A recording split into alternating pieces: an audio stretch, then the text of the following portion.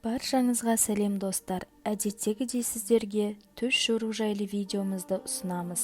Каналға тіркеліп лайк басуды ұмытпаңыз. Бүгінгі түс жорудың тақырыбы түсіңізде тау көрсеңіз деп аталады. Ал ендеше бастайық.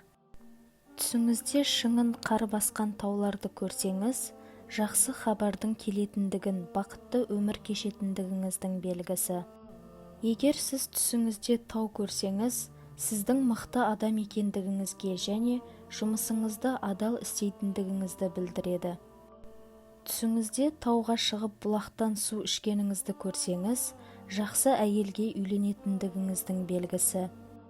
Түсіңізде таудың шыңына шыққаныңызды көрсеңіз, жетістікке жететіндігіңізді білдіреді, алайда көп қиындықтар болатындығының белгісі. Түсіңізде тау шыңында табиғатты тамашалап тұрсаңыз, өміріңізде көп жақсылықтар болатындығын білдіреді. Егер түсіңізде таудан түсіп жатқаныңызды көрсеңіз, өміріңіздің маңызды бөлігінің аяқталғандығын білдіреді. Ауырып жүрген адам түсінде тау көрсе, ауруына шипа тауып, дертінен айығатындығын білдіреді.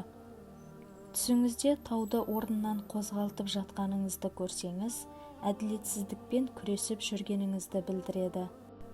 Достар, осымен түс жоруға арналған шығарылымымыз аяқталды. Егер де біздің видеомыз ұнаған болса, лайк басып комментарий қалдырыңыздар, және де подписаться бөлімін басып қоңырауды басуды ұмытпаңыздар.